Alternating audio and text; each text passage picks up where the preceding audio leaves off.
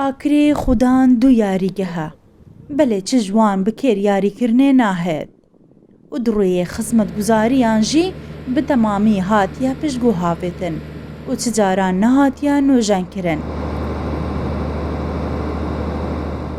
لێ ساڵا دەربازبووی بڕیارە نۆژەنکردنێ ji بۆ یاریگەها مەزنە ئاکرێ هاتبوودان لێ هەتانەها ئەو بڕیار وەک خۆمایە و نەهاتیە جێبەجێکردن. حکوومەتی بە نەهاتیە نۆژەنکردن.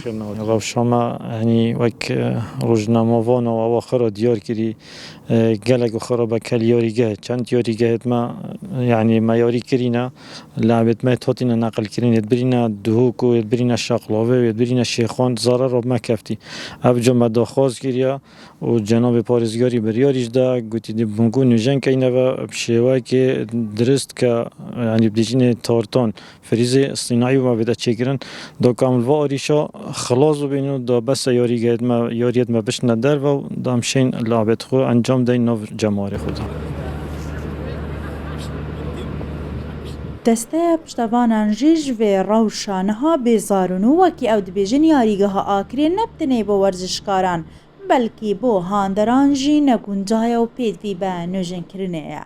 Daxwazem ew li parêzgarê Duhokê ku bi zîtirîn dem bête serxetê yanî heta kengî em li vê rewşê dabîn.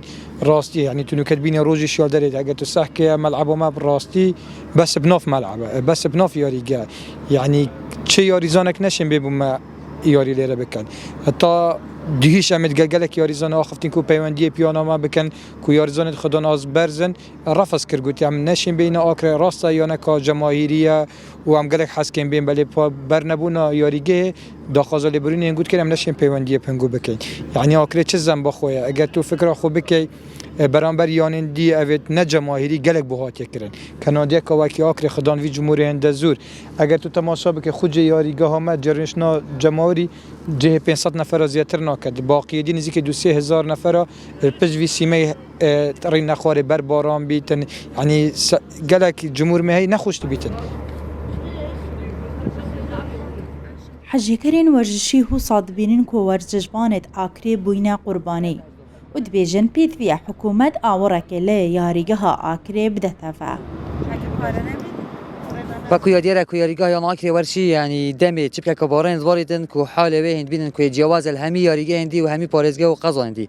Ji ber ku ev yarîgeha neya hindê ku tu yarî bike bsarahet hemî qura û teqna û gûmên avê ne yanî me tirsiyeka zor ser yarîzana jî dirist bîtin nav vê yarîgehê de demê bîte baranbarîn. Ji ber ku yarîgeha Akrê tinê ev yarîgeheye û neşet yarîgehê xwe vegoste çi yarîgehên dî her bajarekê du yarîgeh hene belê mixabinî vez dibêjim tinê du qezayet hene ku dibîne qurban جلای کمترخمی‌ها برپرسه و اوج قضا اکری و قضا بردارش که هر دو دنالن بین ابونا یاریگه. Akrê êke ji wan qezayên ku dikevin de heta niha komek yarîzan û hejêkerên werzişî têde mezin bûne û di niha de nizîkî 15 yarîzanên vê qezayê li rêza hilbijartiya Iraq di buwarê werzişiyê cuda yariyê dikin. Wîdat Emîn, Ajansa Xanî, Akrê.